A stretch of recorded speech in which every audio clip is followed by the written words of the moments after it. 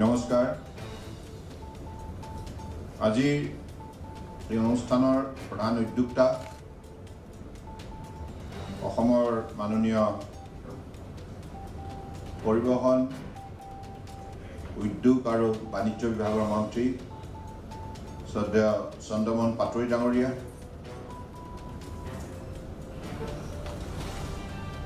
পৰিবহণ বিভাগৰ আয়ুক্ত সচিব ডক্টৰ কে দ্বিবেদী ডাঙৰীয়া আৰু পৰিবহণ বিভাগৰ আয়ুক্ত আদিল খান ডাঙৰীয়াৰ লগতে পৰিবহণ বিভাগৰ বিষয়া কৰ্মচাৰীসকল আৰু আজি মুখ্যমন্ত্ৰী গ্ৰাম্য পৰিবহণ আঁচনিৰ পৰম শ্ৰদ্ধাৰ হিতাধিকাৰীসকল আৰু সাংবাদিক বন্ধুসকল, আজিৰ এই অনুষ্ঠানত আমাৰ হিতাধিকাৰীসকলক অসম চৰকাৰে যোৱা 15 আগষ্টত আমি যি ঘোষণা কৰিছিলোঁ যে গ্ৰাম্য অঞ্চলৰ আমাৰ যুৱক যুৱতীসকলক আৰু আত্মসহায়ক গোটসকলক আত্মনিৰ্ভৰশীল কৰাৰ উদ্দেশ্যে তেখেতসকলক আমি বিভিন্ন ধৰণৰ গাড়ী যোগান ধৰি তেখেতসকলক ব্যৱসায় বাণিজ্য কৰাৰ ক্ষেত্ৰত অধিক সক্ৰিয় কৰি তুলিব লাগিব আৰু সেই লক্ষ্যৰে যি আঁচনি আমি ঘোষণা কৰিছিলোঁ, আজি আঁচনিৰ ৰূপায়ণৰ শুভাৰম্ভণি হ'ল। হিতাধিকাৰীসকলক মই আহ্বান জনাইছোঁ যে আপোনালোকে আগন্তুক দিনত যিখন বাহন লাভ কৰিব, ৰাজ সাহায্যযুক্ত বাহনখন, সেইখন যাতে আপোনালোকে অত্যন্ত নিষ্ঠাৰে আপোনালোকে ব্যৱহাৰ কৰি গাঁৱত একোটা সফল কাহিনী ৰচনা কৰিব লাগিব, যাতে আপোনালোকৰ সফলতাৰ প্ৰত্যক্ষ কৰি হাজাৰজন উৎসাহিত হয়। আৰু মাননীয় প্ৰধানমন্ত্ৰী ডাঙৰীয়াই ভাৰতবৰ্ষৰ জনগণক আত্মনিৰ্ভৰশীল কৰাৰ উদ্দেশ্যে 20 লাখ কোটি টকাৰ পেকেজ ঘোষণা কৰি আত্মনিৰ্ভৰ ভাৰত অভিযান আৰম্ভ কৰিছে। এইটো আমাৰ সকলোৰে বাবে এটা সুবৰ্ণ সুযোগ যে এখন ৰাষ্ট্ৰত বসবাস কৰা নাগৰিকসকল যদি স্বাৱলম্বী হ'ব পাৰে, সেইখন ৰাষ্ট্ৰই সবাতোতকৈ শক্তিশালী ৰাষ্ট্ৰ হিচাপে বিশ্বৰ বুকুত পৰিগণিত হ'ব। গতিকে সেই লক্ষ্যৰে আজি মাননীয় প্ৰধানমন্ত্ৰী নৰেন্দ্ৰ মোদী ডাঙৰীয়াই আমাক এটা সুন্দৰ সুযোগ দিছে। এই সুযোগটো আমি সদ্ব্যৱহাৰ কৰিব লাগিব আৰু এই সুযোগটো আমি সদ্ব্যৱহাৰ কৰি আমি অসমৰ বুকুত থকা বৰাক ব্ৰহ্মপুত্ৰ পাহাৰ ভৈয়ামৰ 3 কোটি প্ৰায় 50 লক্ষ লোকক আত্মনিৰ্ভৰশীল কৰাৰ উদ্দেশ্যে আমি প্ৰয়াস কৰিব লাগিব। কাৰণ চৰকাৰে এখন আঁচনি আৰম্ভ কৰাৰ অন্তৰালত যি মহৎ লক্ষ্য আৰু উদ্দেশ্য থাকে, সেই কথাটো অনুধাৱন যদি কৰা যায় কঠোৰ পৰিশ্ৰমৰ দ্বাৰা, তেতিয়াহে তাৰ পৰা সুফল পাব পাৰি। চৰকাৰে কিবা এটা বস্তু দিছে, আমি লৈছোঁ, সেই দিয়া আৰু লোৱাৰ মাজত এই গোটেই ইয়াৰ মহৎ উদ্দেশ্যটো সীমাবদ্ধ হৈ থাকিব নালাগে। আমি শ্ৰদ্ধা ভক্তিৰে আপোনালোকৰ হাতত এই আঁচনিখন অৰ্পণ কৰিছোঁ। ঠিক এই আঁচনিখনক সফল কৰি তোলাৰ দায়িত্ব আপোনালোকে ল'ব লাগিব আৰু আপোনালোকে ল'ব পাৰিব। আপোনালোকৰ ব্যক্তিত্বত সেইখিনি দক্ষতা যোগ্যতা আছে, সেই আস্থা আৰু বিশ্বাসেৰে আমি আপোনালোকৰ হাতত অৰ্পণ কৰিছোঁ। সমগ্ৰ অসমতে এতিয়া এই একবিংশ শতিকাত, বিশেষকৈ কৰোনা ভাইৰাছ মহামাৰীৰ কালত, এই সংকট কালত কেৱল ভাৰতবৰ্ষৰ জনতাই নহয়, বিশ্বৰ জনগণে সংকট কালত নিজক কেনেধৰণে প্ৰস্তুত কৰিব লাগে, কেনেধৰণে নিয়ন্ত্ৰণ কৰিব লাগে আৰু নিজক কেনেধৰণে প্ৰয়োগ কৰিব লাগে, এই কথাবিলাক আজি নতুনকৈ উপলব্ধি কৰিছে আৰু আপোনাৰ ব্যক্তিত্বত থকা যিখিনি এবিলিটি সেই এবিলিটি অৰ্থাৎ আপোনাৰ ব্যক্তিত্বত থকা যিখিনি যোগ্যতা আছে যিখিনি দক্ষতা আছে যিখিনি একাগ্ৰতা আছে যিখিনি নিষ্ঠা আছে যিখিনি সততা আছে সাধুতা আছে এই শক্তিবিলাকক উজ্জীৱিত কৰি সংকট কালৰ লগত যুঁজিবৰ কাৰণে আমি সকলোৱে দৃঢ়তাৰে আগবাঢ়ি যাব লাগিব আৰু এই সংকট কাল আমি অতিক্ৰম কৰিব পাৰিম পৃথিৱীৰ বুকুত বিভিন্ন শতিকাত তেনেধৰণে বিভিন্ন সময়ত মানৱ সভ্যতাই মানৱ সমাজে তেনেধৰণৰ সংকটৰ সন্মুখীন হৈ আহিছে এইটো নতুন কথা নহয় কিন্তু এই সংকট কালত নিষ্ঠাৰে দৃঢ়তাৰে কঠোৰ পৰিশ্ৰমৰ দ্বাৰা আমি যদি আত্মনিৰ্ভৰশীল হোৱাৰ নিমিত্তে প্ৰয়াস কৰোঁ আমি নিশ্চিতভাৱে সফলতাৰ দুৱাৰদলি সগৌৰৱেৰে উপনীত হ'ব পাৰিম গতিকে সেই বিশ্বাসেৰে আমি আগবাঢ়ি যাব লাগিব আজি পুৰুষ মহিলা সকলোৱে আজি ঐক্যবদ্ধভাৱে সমাজখনক সন্মুখৰ পৰা নেতৃত্ব দিয়াৰ বাবে আগবাঢ়ি আহিছে আজি মাননীয় প্ৰধানমন্ত্ৰী ডাঙৰীয়াই মহিলা সবলীকৰণ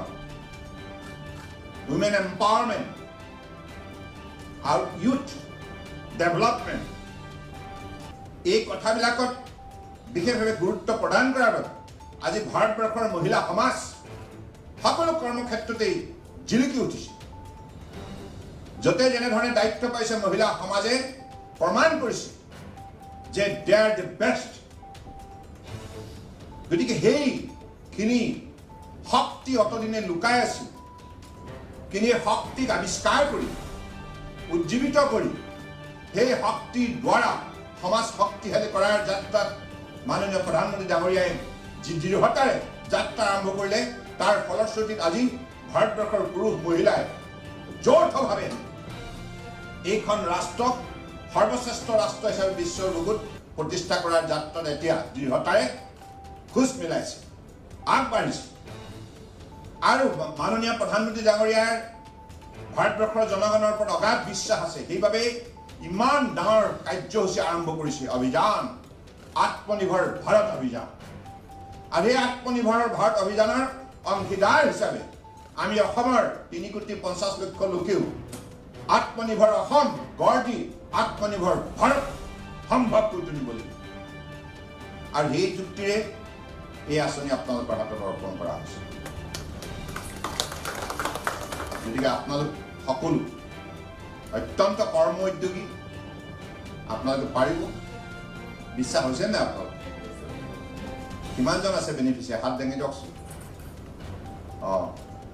গতিকে আপোনালোক সকলো সফল হ'ব লাগিব আপোনালোকৰ সফলতা গাঁৱৰ মানুহে ঘৰে ঘৰে আলোচনা কৰিব লাগিব হ'ব লাগিব যে মুখ্যমন্ত্ৰী গ্ৰাম্য পৰিবহণ আঁচনিৰ ভিত্তিত কলিতাই বোলে এতিয়া স্বাৱলম্বী হ'ল ৰাভা বাইদেউৰ উপাৰ্জন বাঢ়িল আলিৰ উপাৰ্জন বাঢ়িল বিশ্বাসৰ উপাৰ্জন বাঢ়িল হয়নে আৰু গাঁৱৰ ঘৰে ঘৰে যেতিয়া আলোচনা হ'ব 10জন লোকে আপোনালোকক আঙুলিয়াই দি পেলাই 10জনক উৎসাহিত কৰিব দেখিছা কলিতাই কিমান কষ্ট কৰি পেলাই নিজক প্ৰতিষ্ঠা কৰিলে পৰিয়ালটো প্ৰতিষ্ঠা কৰিলে সমাজৰ বাবে গৌৰৱ কঢ়িয়াই আনিছে তুমিও তেনেধৰণে আগবাঢ়ি যোৱা এনেধৰণে সমাজ শক্তিশালী হ'ব আৰু সেই শক্তি লগত আমি বিশ্বজয় কৰিব লাগিব ৰূপকোঁৱৰ জ্যোতিপ্ৰসাদ আগৰৱালাদেৱে কোৱাৰ দৰে বিশ্ববিজয়ী নজোৱান হয়নে আমাৰ ব্যক্তিত্বত আমাৰ সমাজত সেইখিনি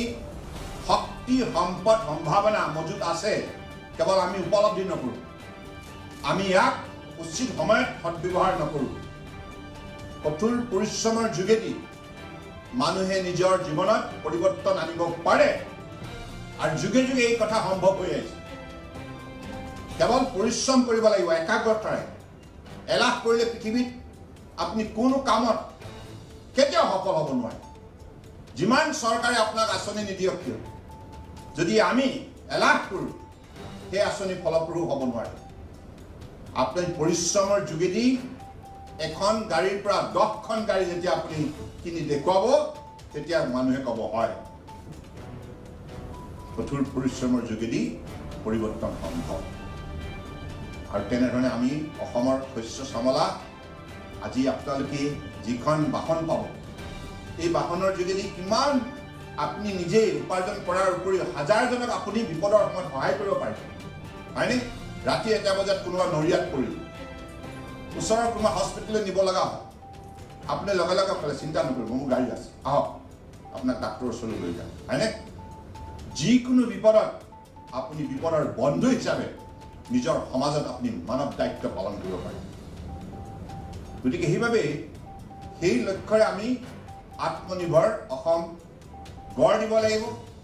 আৰু মাননীয় প্ৰধানমন্ত্ৰী ডাঙৰীয়াৰ সপোন দিঠকত পৰিণত কৰিব লাগিব। গতিকে মই আজি এই আঁচনিখন ততাতৰীয়াকৈ আৰম্ভ কৰাৰ বাবে পৰিবহণ মন্ত্ৰী চন্দ্ৰমোহন পাটোৱাৰী ডাঙৰীয়াৰ লগতে তেখেতৰ বিভাগৰ বিষয়া কে দ্বিবেদী,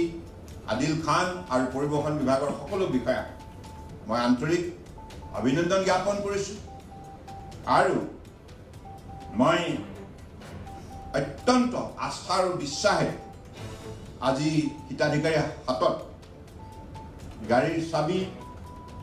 অনুজ্ঞাপত্ৰ এইবিলাক আপোনালোকৰ হাতত তুলি দিছোঁ বহুত বিশ্বাস আৰু আস্থাৰে।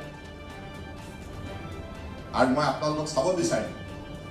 যে আপোনালোক সকলো একোজন অসমৰ অগ্ৰণী ভূমিকা পালন কৰা সফল যুঁজাৰু, মানে will all be successful men in the society। আৰু